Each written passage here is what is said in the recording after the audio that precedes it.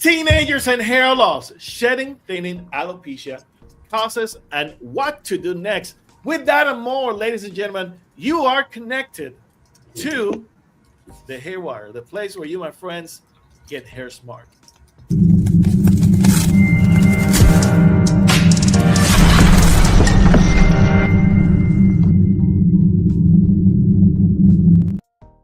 And welcome, everyone. Welcome to another episode of the Hairwire, the place where you, my friends, get hair smart. I'm your host, Sergio Cardona, alongside with Carrie, Jared, and Bisan Dipsy. Ladies, how you doing? Good. Very good. good. Today we have a very juicy subject. Teenagers and hair loss. It is a potent mix. Now, you two are mothers. Now, Carrie, your kids are about the teenager range. So it's starting right there. It's getting somewhere very important and sometimes uncomfortable. But, that's what parenting is all about. And, Yes. We parents, we get crazy whenever our kids are sick and we have no idea what to do for them. And incredibly enough, there's a lot of teenagers experiencing hair loss and hair shedding.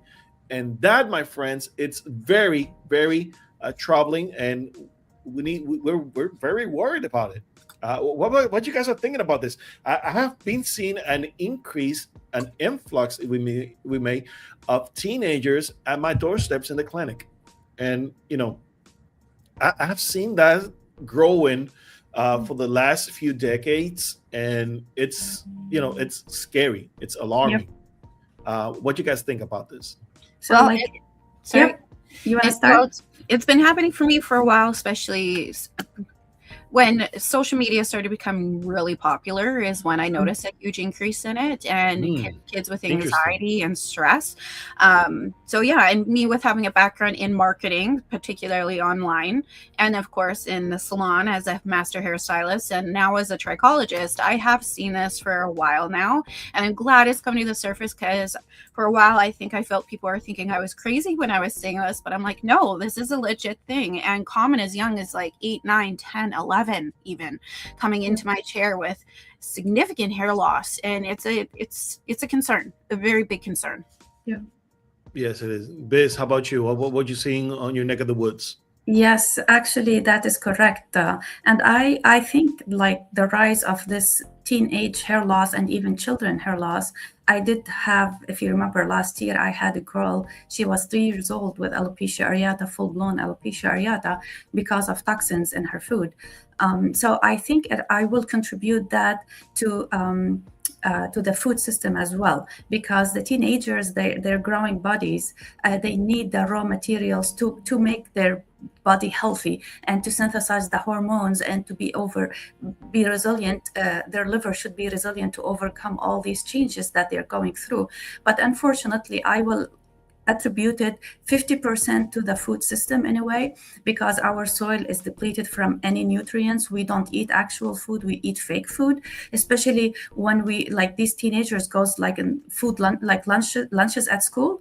The lunches at school, if you look at them, it's horrible. They are horrible. They are just processed food full with sugar and full with dyes and full with chemicals and artificial stuff. So this growing body cannot handle all these chemicals all at once. This growing body is already under stress, under hormonal stress, under stress from peers, under stress from what they see online, under stress from their homeworks and their future and all of that. And they are already lost in their own biology, and we don't even feed that biology properly. We don't even give them the nutrients they need. That, and one sad part about that, to close my sentence, is their bodies are resilient, so they don't get sick, visibly sick, like we do when we are in our 40s and 50s. However, their system, that doesn't mean their system is not under chronic fatigue. That does not mean that, but they are resilient enough to kind of overcome it and shake it off every day. But this is what is the root cause of hair loss, because they are not sick yet. That's why they're losing their hair, and they can't know why they're losing their hair because they are not sick yet. And that's very incredible. Yes, go ahead, Kim. Yeah, here's a flag. Sam has said this all the time, counting as a blessing when you start to see that hair shed or hair loss, because it's your body saying, hey, listen to me, you're not looking at me, you're not being observant of me, something internal is happening.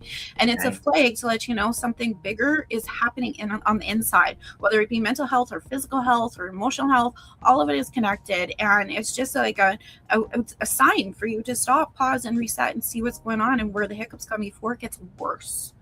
Yeah. Definitely.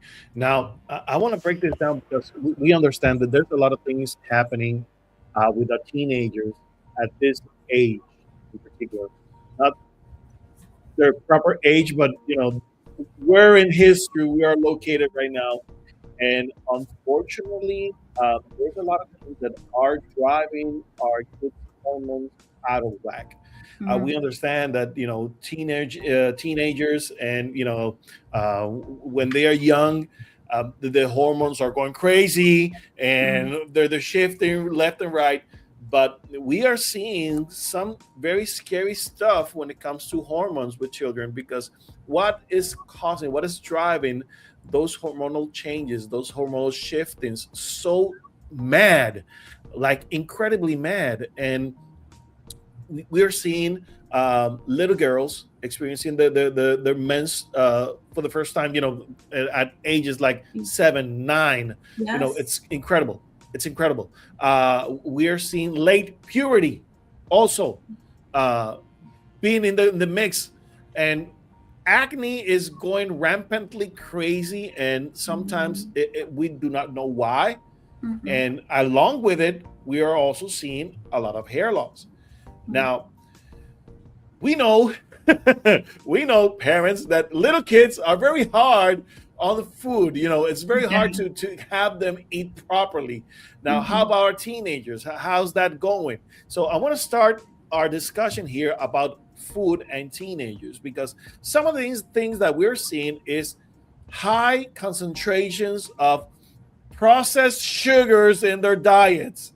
Now, Biz, I want to talk to you about their development, kids' development, and high sugars, and what's this causing? What can this drive into their bodies, and is this possible one of those triggers for their telogen effluvium or any type of hair loss at all? 100%. I think that is the main driver of hair loss in teenagers, because as I was mentioning, that the food system in our society is broken, especially when it comes to teenagers. Like, let me explain something for you really quick. I have 3.5 years old, right? And I tried my best since she was young to give her whole foods, like avocados, like blueberries. We don't eat processed food at all at home anyway. But because at the first 3 years, their taste buds are starting to develop. So I made sure that she loves good fats. She loves fish. She loves broccoli. She loves vegetable. She loves fruits. I did not introduce sugar until she went to her first birthday party when she was 3 years old. And this is when she saw the cake with the frosting, bluey frosting on it. And I couldn't say no. I don't want to be that mother that will restrict everything on her, because that's not good either. You have to balance things out. So when she saw that very colorful bluey stuff on the cake, she wanted to try it, and I gave her a piece, and it just clicked in her head. It's like, oh my God. And I used to give her cake, homemade cake. I make homemade cake from almond flour and cocoa powder and maple syrup. It is sweet, but I sweet it with maple syrup. Maple syrup doesn't hook you on that sugar thing. It's still sweet, but it doesn't hook you that much. When she saw this and when she tried it, she would refuse from that point to eat my cake. So what I'm trying to say is, we as mothers, we are fighting a big system, and that should not be the case. It should not be the case. Teenagers, when they are in school, they should be offered healthy chicken breast, baked, healthy, grilled, healthy chicken breast. They should be offered steamed vegetables. They should be offered good fruits. Fruits has sugar. So if you want it's not like we're not giving them any kind of carbs. Yes, fruits has sugar, potatoes has sugar. They are the main ingredients in the carbs, basically in simple carbs, and that is okay. But when you get your sugar from fruits and vegetables, it's so different in your brain neurons than when you get it from processed white sugar. When you get it from potatoes and like fruits and all of that, like if you eat a banana, banana is a bomb of sugar. If you want to look at like it's full of simple carbs, full of sugar, and it will rise your sugar. Actually, it will rise your glucose index very high. So that's why we tell people with diabetes, do not eat bananas. Bananas are one of the healthiest food on earth. It has potassium and calcium and sodium, but it's a bomb of sugar. So the kids are having sugar, but it's not the one that will alter the neurons in their brains and they become addicted to it. When addiction happens to sugar, then the brain does not focus properly. It does not have cannot process ideas and process orders properly. That's why we see these kids are hyper, but they don't know what to do with themselves. They have so much energy from that very increased spike of sugar, but they don't have the ability to regulate their bodies and to regulate their thought process so they can do something about it. For example, just to close my sentence, when your kid is going to soccer game, give him a banana. He needs that sugar. When he get the banana, he get the energy and boom, it's good. But when you give him candy, he's gonna be the sugar is gonna be hyped him up so much for 2-3 minutes, and he's gonna crash so badly after that because he's not gonna know what he's gonna do with himself. And this is exactly what we're seeing in teenagers. Now, I wanted to, kind of segue on that one because, we are seeing that throughout food, we are unfortunately building a reward system in their heads that is the wrong one. And with that, we are talking about other situations, like, for instance, dopamine depletion, and of course, addiction to dopamine along with it, because it starts with the food. Then we see, shifting into the behavior, and with the behavior, we see addiction to the electronics and stuff. Now, Carrie, this is something right on your alley, because you're working something very special over there in Canada. Talk to us about this, please. Yeah, so one thing with kids with it, when it comes to addictions, we're also finding that a lot of kids are addicted to dopamine right now more than the average norm, rather than purpose. And so you have these kids getting dopamine hits and aggressive dopamine hits, watching YouTube, being on your phone, social media, and it's increasing anxiety. There's actually some really good books written about it right now. One of them I'm always recommending to people is The Anxious Generation. I'll put the link in the notes for you guys to go read it, but it's recommended to a lot of the teachers, and a lot of teachers are recommending it to the parents, primarily because you have these kids who are addicted to their phones. It's actually affecting the dopamine distribution of the brain. It also affects your serotonin levels, your stress levels. It increases anxiety, and just a whole ripple effect, causing an increase in hair loss, eating habits. Like, I don't know about you, when I'm stressed, I don't eat. So of course that depletes my nutrient intake. So, and everybody's different. Or some people get stressed and they overeat because they don't know what to do, and they're just like eat to compensate. And so I'm actually in Canada right now. A few of my friends right now are putting on an organization called Unplugged, and they're getting to the point where they're wanting to eliminate overuse of cell phones and social media and educate people. And yes, you can't just take it away from kids, but it's understanding the education and when they can use it and how to use it, and use it as a tool and an asset, and be in the driver's seat of it. But right now we are in the point where kids and teenagers are not in the driver's seat of that tool, and where they are is that tool, that social media, that anxiety, the YouTube is taking over them, causing increased anxiety. And you notice there's all these kids talking about anxiety and being overly anxious. Well, look at the tools. It's an addiction. So how do we handle that? How do we navigate that? And this, of course, it's going to increase hair loss. And that's why I'm seeing a huge increase in hair loss. And I know myself because I have a marketing background. My background is marketing as well. And I understand how we use marketing and YouTube to manipulate the system. And that's, and a lot of people who don't know how to do marketing are using these strategies to abuse the use of YouTube and social media and get to kids. Do you want them to have the next dopamine hit? They don't know how to stop and pause. Like in our house, we actually make sure we do meditation every week, or stop, pause, even just a color for 20 minutes, 10 minutes, just to calm the brain with nothing, because kids do not know how to stop and pause. And that's something very, very, very scary right now. Now, you talk about marketing. I remember when I was back in college and I was an athlete there, and a van of the people of Red Bull, they stopped by the college and they dropped these models all around campus giving cans of, Red Bull. And I remember, all right, let's try this energy drink. Let's see how it goes, and I could not sleep after that. After that first day using Red Bull, I was like, this is not for me. And I cannot stress enough about kids and energy drinks.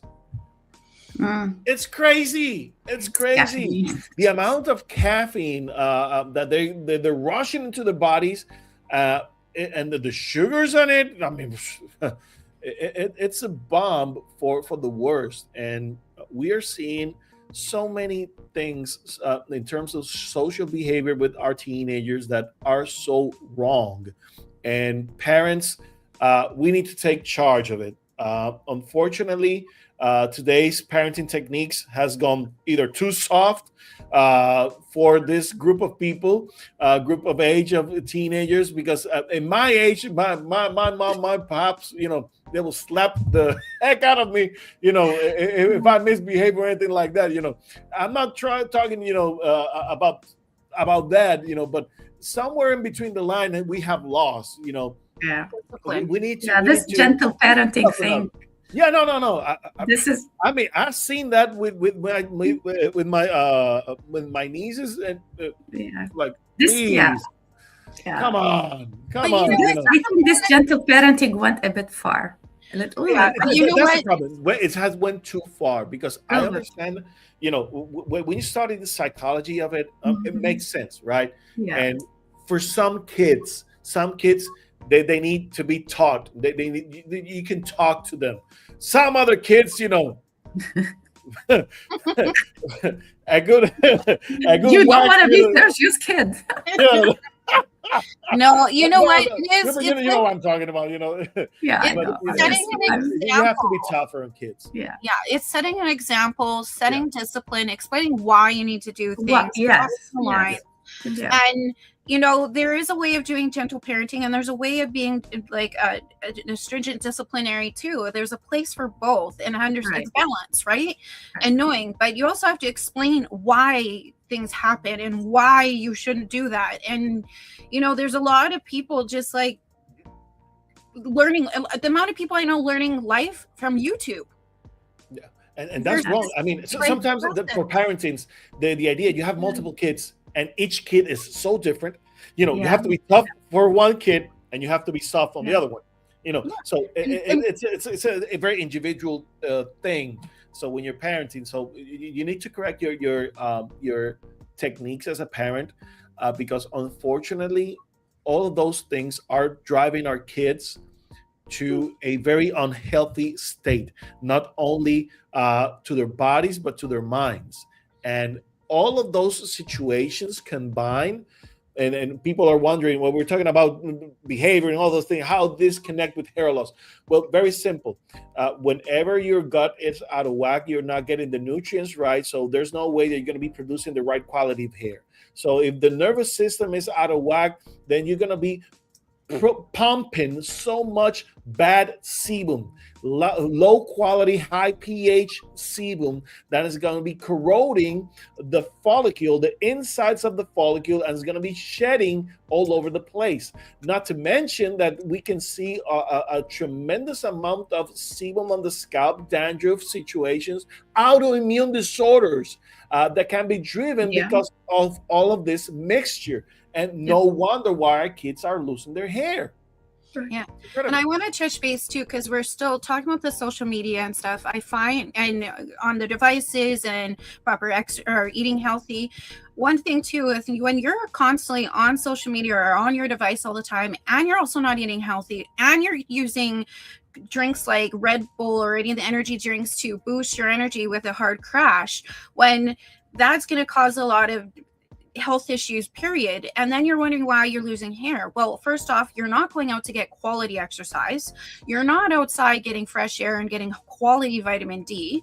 When, you know what, myself, when I'm tired, before I decide if I'm going to have a coffee or a caffeine hit, I'm like, you know what, have I moved? Have I moved? I challenge you guys to this right now. If you're tired and you're lacking energy, go do jumping jacks. I remember in school, we would do minute jumping jacks, and it'd be like the jumping jack break. And we'd have all of us kids doing jumping back jacks to get our energy flowing. And it's because we're moving the oxygen in the body to create movement. When energy creates momentum, momentum creates energy. So you don't need to have that hit.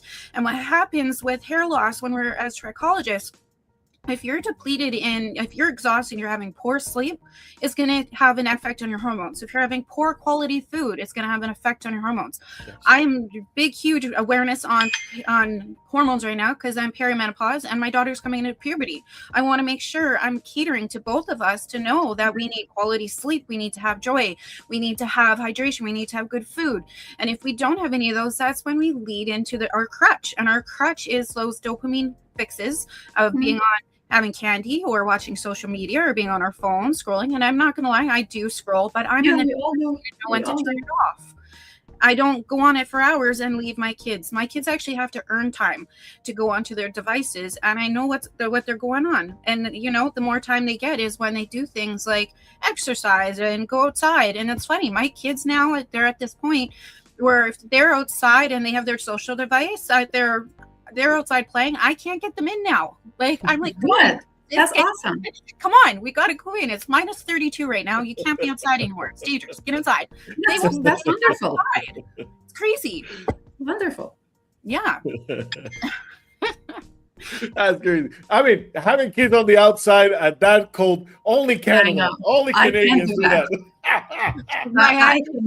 That's a thing of Lord. You know, you guys love your cold. You either hate cold or you love cold. And my daughter, I swear she is like Elsa. But this girl, I tell you, we have a school rule. I think it's minus 20 that the kids aren't allowed to go at recess inside. But they have a Flocking Feathers Club, which the parents have to sign up for. And it's so that way we give permission for the kids to play it when it's minus 20 or colder. Well, Lyra loves to be outside. She'll play until her cheeks are purple, which is almost coming up to frostbite. And Lyra, she's like, I want this sign every day. It's on my desk. Mom, sign this. I'm like, no, not until they see that you're dressing properly, putting your mask on, putting your goggles on. If you want to go in that cold, you have to dress warm. Not in your city and your vest. You need to have. If it is less than 70, I'm not going outside. No, we were ice fishing yesterday. It was minus 28, I think. Yeah. You see, those are the type of things that only happen up north. Over here in the Caribbean, it's way different. Actually, to make it funny, today's weather we have a frost warning. We have a frost warning, and do you know what the temperature is? What? 1 second, so I can make it 60. And it is freeze watch. That's Florida, right? That's Florida right there. This is our freeze Canada, watch. We got here Puerto Rico, here the Caribbean. So we got all types of weathers. But you know, the same situation we are seeing with our teenagers all over the world. And that's huge. And you know, to make our kids to go outside, to play, to enjoy themselves properly, healthy, you know, it's very important. It's very important. Now, we want to go over about a little bit on AI, you know, because parents are going crazy. You know, the kids are losing their hair and they want to go and they want to see, seeking for solutions, right? And they go to AI. Now, I want to show you guys, I did a search, you know, a common search, you know, not a deep dive for those of us who understand a little bit of AI and, you know, we know how to prompt things and look for answers. But if you're looking for answers on either Google or, I don't know, ChatGPT or whatever, this is something very interesting. And I want to mention it because we as experts in trichology, some of the things that we're seeing quite doesn't get it. If we may. All right. So I want to go over some of the things. So naturally, when you look at for on the topic of teenagers and Telogen Effluvium, for instance, they will say that some of the common triggers for teens, we have the hormonal shifts, the extreme stress, the nutritional gap we have been talking about, illnesses and medications. Of course, when we hit the COVID-19 type of thing, and when they get sick, right, those things can definitely drive any shedding. Now, here's the thing. They started talking about the 3-month rule to try to rule out any type of Telogen Effluvium. And this might be true in a way, but not always, because sometimes the Telogen Effluvium can start, you can start seeing the Telogen Effluvium right after a 2-week or maybe a 1 week, for instance, with COVID.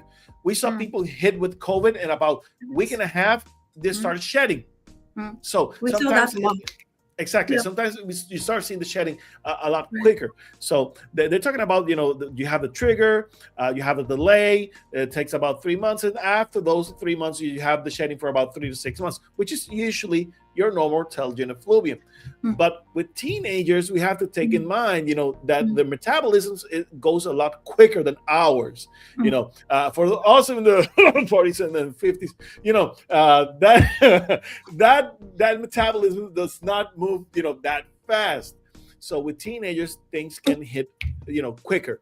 And the same way they can recover quicker, just as Bisan was saying at the beginning, because of their metabolism, and we take for granted that that privilege, that autoimmune privilege, and we need, to foster, to take care of it. Now, when it says about how to identify, it's talking about a diffuse thinning and diffuse thinning all over the scalp. And this is majorly true. Whenever we talk about Telogen Effluvium, we start seeing a major thinning. But with teenagers, you do not see as much as thinning as much as you see the hair shedding, particularly. Now, we may see thinning after a while, after they've been affected by the shedding for, let's say, over 6 months or maybe a year. That's when you see the new growth coming in thinner. So only after you've been hit with a longer period of Telogen Effluvium is when you start seeing the thinning. At the beginning, you're only seeing the shedding. Then you start seeing the thinning afterwards, because your scalp tries to recuperate from the shedding, and the new hair that comes out is thinner, unfortunately, because you're not treating the condition. Now, the other thing that drives me here nuts, white bulbs. What's up with that white bulb thing? If it looks like I'm reading, if it looks like the fallen hairs, they usually have small white balls of keratin at the root. Really? They're not the bulb. They're not the hair follicle. Okay, so they are not the hair follicle. Here's the thing: whenever a hair sheds, it sheds on the telogen face. Right?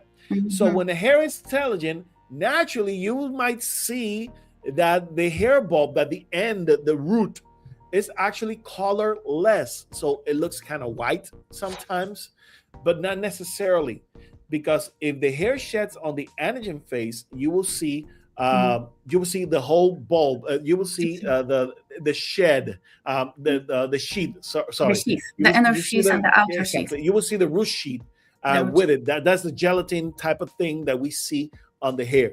That's when we see that the shedding that is occurring on the anagen face and not on the telogen face. Now, of course, sometimes we may see shedding on the catagen face, versus very rare. Usually, it's just on the telogen and sometimes on the anagen. So, if people looking at the hair bulb for answers, if you're not a trichologist, you will not get too much answers. And what you will see is a lot of myth, a lot of things that are not properly assessed. If it comes out with a hair bulb, this means that I'm shedding. Well, yes, of course. It needs a high electron microscope, right? The one that you have, Sergio. What is called the high? The polarized lens. Polarized. It needs to polarize microscope to see the difference between anagen and telogen. It's not good. I mean, it's not noticeable in the naked eye, right? Yeah, and besides, one piece of hair with a white bulb does not mean anything, because in order for me, for instance, when I do a trichogram, I need to get at least 10 hair samples, right? And I will then summarize, do the sums. How many hairs are anagen? How many hairs are telogen? How many hairs are cathogen? And from that, I get a percentage. And from that percentage, I can then tell what's happening. So people, seeing just one piece of hair bulb, you're not going to get too much information out of it. And unfortunately, anything that it's telling you out there is just gibberish. So if you really want to know what's happening, you need to look for real answers from the people who are understanding on hair loss. It's above and beyond. You need to see a trichologist. So if you see a trichologist who has the proper training, who is doing all of these type of tests, then of course you're going to get some answers from it. All right.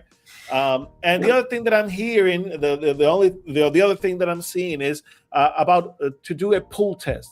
And that's one of those things that I always hate, because what are you going to get from a pull test? Well, when you pull, anything that is loose is going to come out. Yeah. So what type of information you're going to get from there? Nothing. No information is going to come from there, because when we do that, what is that? Just to make the audience understand. When we do that, that's not a pulling test, right? Yeah. I mean, for me, when you do that. Yeah. You should, let me explain something. A lot of people, they like to, pull hair to see the bulbs. If you're not doing a microscope, you're not going to get any good information out of it. That's first. Second, when you're, you just wash your hair and you wait till the next day and you brush it and you're pulling from anything that is loose, that will tell you about how much hair has transitioned from day 1 to day 2. So you can count hairs, and you can have an approximation on how many hairs are you shedding per day. And that's about it. And that's still good information, but that's about it. So I'm not, I'm very skeptical about pull test, period. Because there's so little information that you can actually get from it, unless you're doing a battery of tests and you're just using this little pieces of information to, fit all the puzzles. And you're doing it from one area, Sergio, right? Exactly. So what's the point? Yeah, and that's the thing, it's not going to tell you a lot of information from it. So that's one of the things that I don't like about AI, the type of information that is, telling. The other thing is telling to get levels of blood work for ferritin, iron, vitamin D, and thyroid levels. Now, we have this discussion many times. Unfortunately, sometimes we will see that the levels are within normal range, but that's, of course, because the values that we're using are the ones that are set on the lab, not the ranges that we use in our clinics. Bisan can explain this a bit better, and she has done this many times. But please, Biz, what's the difference between the trichological levels and the general average that are using in the labs? Western medicine range value, the ranges is actually the average of the population. And to be honest, that the American population is not very healthy. So when we do the average, the ranges are so wide. But these average also will be if you have it very low or very high, any biomarker very low or very high value. This is when it's telling you that you're sick. You're already sick. However, we always say that the hair loss, it's a sign, it's a signal before a sickness happened, before the onset of any disease. That's why when we look at it from a trichological perspective, our ranges are narrower. We want to see the suboptimal level of, if you have a suboptimal deficiency in your thyroid, if you have a suboptimal deficiency in your iron, if you have a suboptimal deficiency in your vitamin D. That means when you have suboptimal levels of your vitamin D, that means if 3 months later you don't do anything about it, your vitamin D will be deficient. However, we catch it before it happens. This is how we can stop and reverse hair loss. If it is already happening, it's a little bit too late. When we say telogen effluvium happens, is because the suboptimal levels are not good. For example, when your vitamin D is 30 or 40 nanograms per deciliter, for your doctor, you're good, you're okay. But for us as trichologists, to reverse your hair loss, it has to be 70. So it's 50 points apart. This is how bad it is. So we need to be always in the optimum levels to stop or prevent another episode of hair loss. We're not talking about sickness. We're not going to wait until sickness happens. That's the difference between what we look at and what Western medicine gives you information about. And I wanted to add a little bit on that, because sometimes we are at that optimal level and we're still shedding. Well, if you're at the optimal level and you're still shedding, there are other things that are happening. That's what it means. Right. Look at your gut. Exactly. We need to take care of all of those things. So sometimes people are obsessed to achieve certain levels of certain vitamins, but they're overlooking a bigger range of vitamins and nutrients that we are also taking into account, which is why very important for us. For instance, we love to use the epigenetic testing. Now, Carrie, I want to bring you into this one, because a lot of people do not understand the value of epigenetic testing and the wide ranges of vitamins, nutrients, and minerals that we are taking into account whenever we're doing a hair sample, a hair test.